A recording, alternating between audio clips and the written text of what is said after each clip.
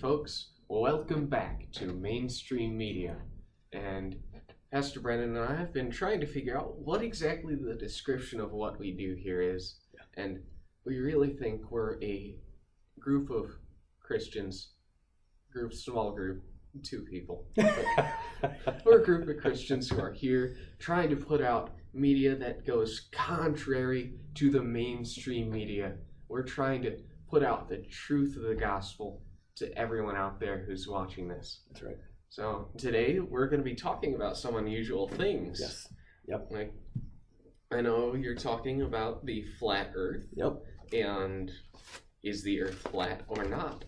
While I'm going to be talking about the Magi and some other confusing things that people get wrong about Christmas. So some good topics. The Magi have always been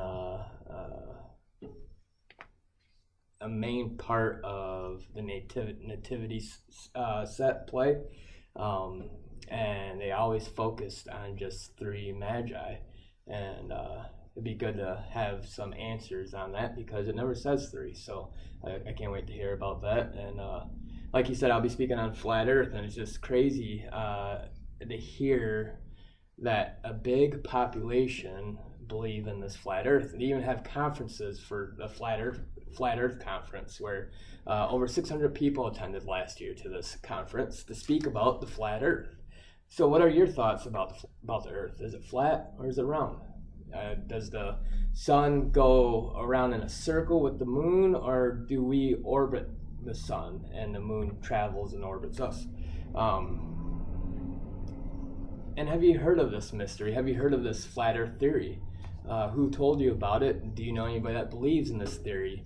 I had a conversation with a friend a couple of years ago, and he was convinced the earth is flat and that we never went to the moon, and that the Bible portrays that the earth is flat. It just amazes me that people will believe anything that you tell them. You know, if you get enough fake truth to back it up, they will believe it. We have to remember, I really believe we have to remember that the God of this age has blinded the mind of unbelievers, as Paul says. And he's an angel of confusion, one that tries to stir up things that will stray people away from the truth. And I think that's what he's doing here. I think Satan likes to bring this confusion to people, and just like the Bible, it says there's many antichrists as well. You know, and those people too bring up confusion about the flat earth. So when you're learning about the Bible and these type of theories, I believe you have to remember to check your resources. Find out where it's coming from, and you need to prove it yourself. Is it true or is it not? So what do you believe about the earth? Do you believe it's flat? Personally, I don't believe the earth is flat. I believe there's a lot of evidence against it being flat. Yeah. Even some evidence in the Bible. But I have met people who believe the earth is flat, and it's very strange talking to them, and like, you believe what? Right. So what do you guys believe? Put it in the comments. There's this one rapper.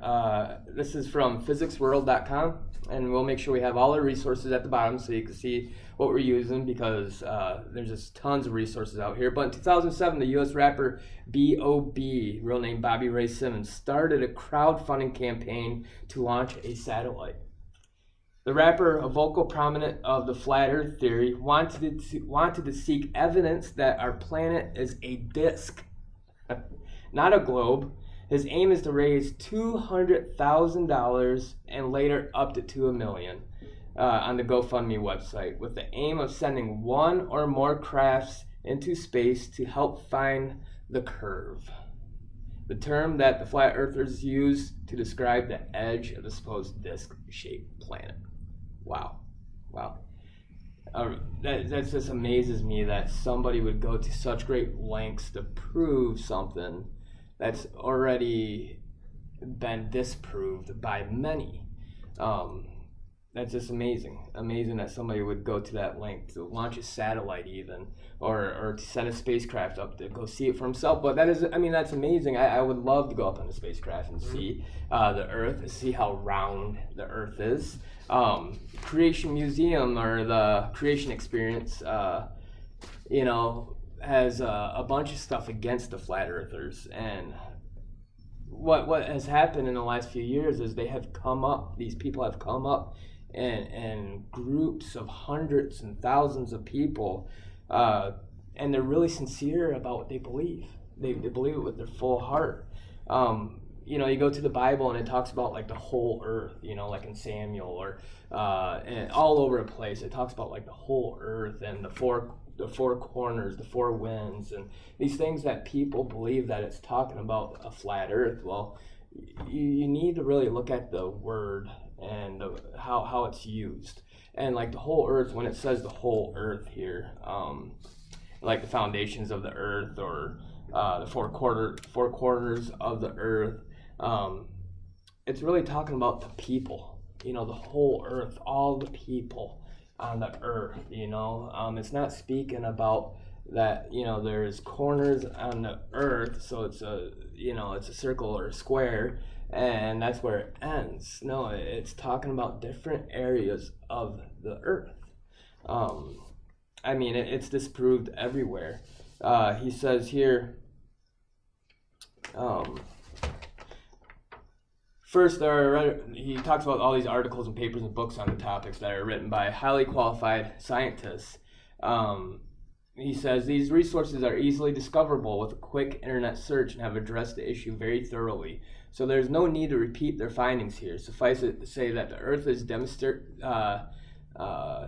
spherical, and the experiments saying otherwise have either been improperly conducted, thus producing incorrect results, or inconclusive, not actually proving a flat earth. Second, he talks about conversing with people who espouse flat earth theory. We have discovered that logical arguments seem to have next to no impact on their beliefs. So no amount of scientific evidence, no matter how well researched or grounded in observable facts, seems to make a difference to these people. Perhaps the flimsy arguments of the flat earth movement have actually convinced some people of their truth. Or perhaps the appeal of a conspiracy or a being in the rebel minority is just too strong to resist. Regardless, this means that countering flat earth ideas with scientific evidence rarely produces the desired effect. Wow. So he's saying that we can't lead these people to the truth because they're so convinced by what they believe. And just like us as Christians, we are so convinced that Jesus Christ died on the cross and he rose again. And that's how convinced they are of their beliefs. And it's just amazing to see that these people would go to such great lengths to prove something that's not true. It's just amazing. Bill Nye. Check out Bill Nye. He's really onto this flat earth stuff. And I'll give you a couple verses real quick that talk about the flat earth. Or not talk about, they just talk about earth in itself. Isaiah 11:12 says, "He will raise a banner for the nations, gather the exiles of Israel. He'll assemble the scattered people of Judea from the four quarters of the earth." What does that say? What does that mean? You got any thoughts of what that means? Well, I know figuratively that the four corners of the earth is often used just to say the whole world. Yeah. Or, like, even now, sometimes we'll say we're searching all the corners of the earth. That doesn't mean we think it's like a hexagon or a triangle or something.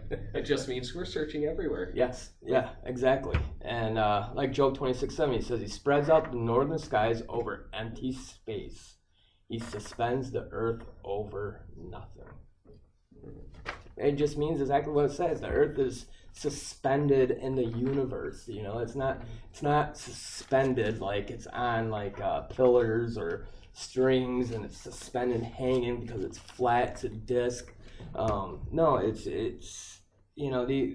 these problem with scripture is people will read just the one verse like I just read here, but they don't read the context surrounding that verse. It could be talking about the nations, the 12 nations. It could be talking about so many different things, 12 tribes of Judea, so many different things, but we have just used our basic English to try to prove that this flat earth exists. I really just want to hear your thoughts on the flat earth and what you believe, because you need to check out these sites, the Creation Experience and the other place, Physics World, and we'll put those at the bottom. And I really think you guys need to check that out and see for yourself. Do you believe the flat earth exists? Do you believe that we never went to the moon and that's just a hoax?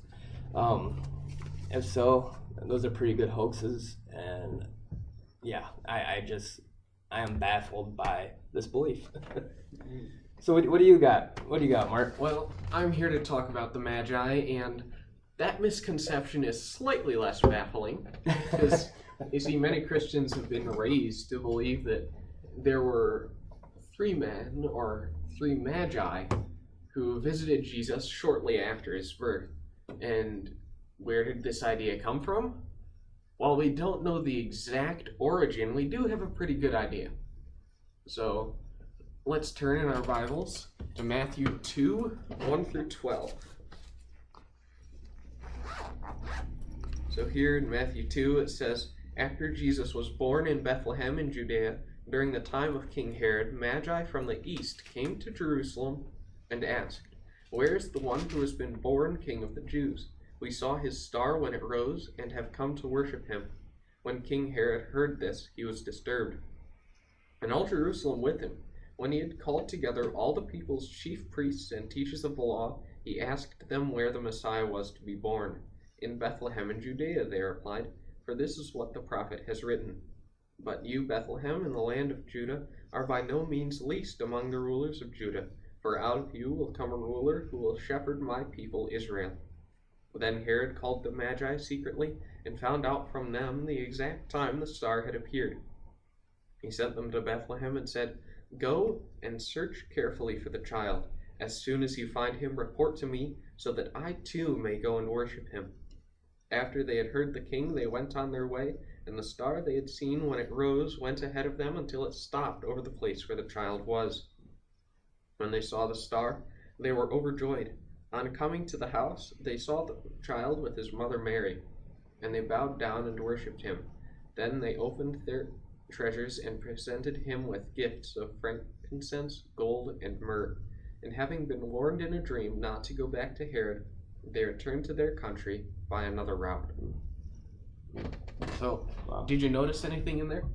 Well, one thing I noticed that they didn't say a number, but they said them, so there's more than one. Yeah. They used the word them, but what does that mean, Well, we go through, and if you're paying close attention, you'll notice that Magi, the first reference to a plural, which is a multiple of something, Magi is actually the plural form of the word magus, it's not a maggot, it's a magus. Magus would be a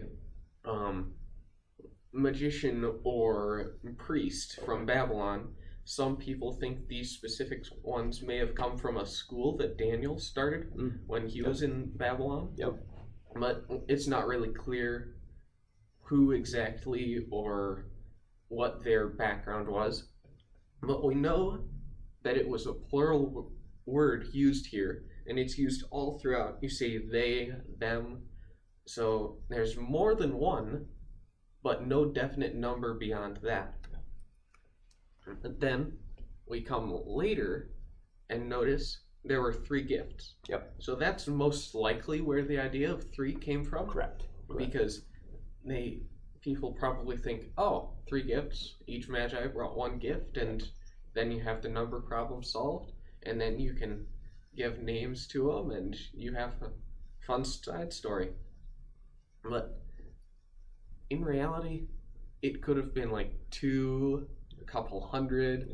I mean, I wouldn't think it would be several hundred, but you never know. It could have been. Right. We can't assume that there's 3. We just can't assume that. I mean, we can go with it just because of the 3 gifts. But I want you to know, and I want our viewers to know that, don't assume just because somebody is doing it. Like the flat earth and the Magi, you need to look for yourself. What is really cool is the gifts that they brought and what they represent: gold, frankincense, and myrrh.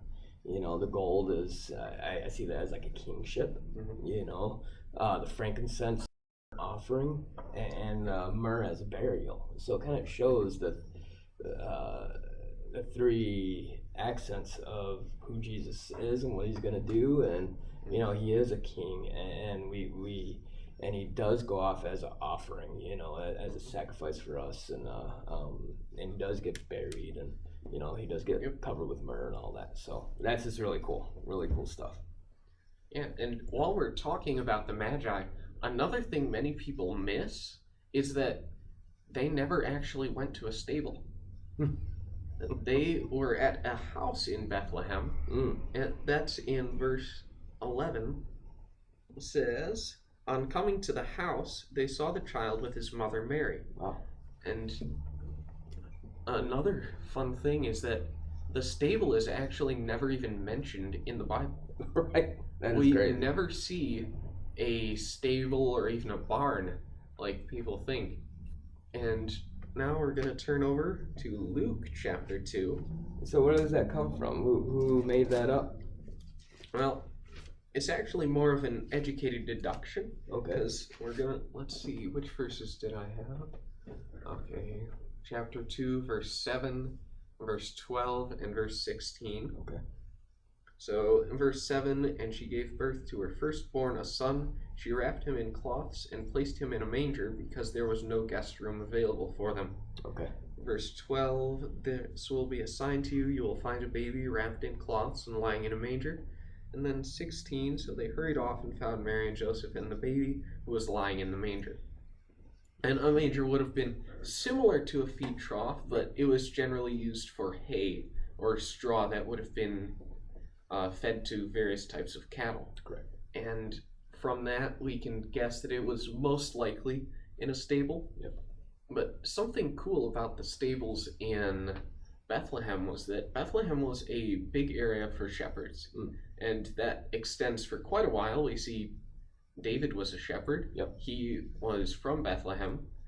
But we look, and most of the stables around Bethlehem, and some in Bethlehem as well, were actually caves. And the caves would have been birthing caves for the sacrificial lambs. And the interesting thing about the sacrificial lambs being born there is that, first off, Jesus was the ultimate sacrifice. But once the sacrificial lambs were born, they couldn't be bruised or injured in any way, or else they wouldn't be able to be used as a sacrifice, because they had to be free of all blemishes. So they would actually be wrapped in cloths, and until they were strong enough that they could stand up and walk around and not injure themselves by falling over. Wow. So we look and we see Jesus, the ultimate sacrifice, was born, potentially, we're not going to be dogmatic and say that he definitely was born, but it is possible that Jesus was born in a birthing cave and wrapped in cloths that were intended for the sacrificial lambs. Okay. That is really cool. I never knew that. Thank you for that information, Mark. That is really cool. Wow. What else you got? You got anything else? Well, do we want to keep talking? Because I could always make stuff up. May or may not be strictly accurate, but you know. Yeah, this is a channel. We don't make stuff up. We try to give you the truth. And we just wanted to present you with this and hope that you guys enjoy this content. And we will be making more videos. We have many topics that we're going to be covering in the next few weeks. A few of them is the Bible is too old to be trusted, or Eve was responsible for the original sin. I can't wait for that one because I have some stuff on that. The ark could not have held all the animals. Where Cain's wife came from, the Garden of Eden was definitely in the Middle East. Dinosaurs disprove the Bible. Macroevolution disproves the Bible. Either God or man, Moses, Paul, Joshua, David, Luke, James, John, etc. wrote the Bible.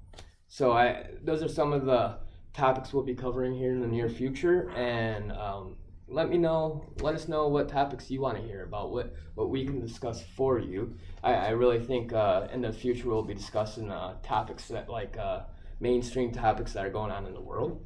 Yeah. What's going on in Israel, what's going on in Afghanistan, what's going on with our president, what's going on with our churches, and I really believe we need to be fighting back the darkness that is trying to overtake our lands, overtake our communities, overtake our families.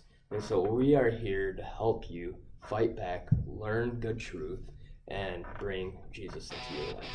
So thank you so much. Thank you, Mark, for putting that together, and we will be back here next week. God bless, guys. Thank you.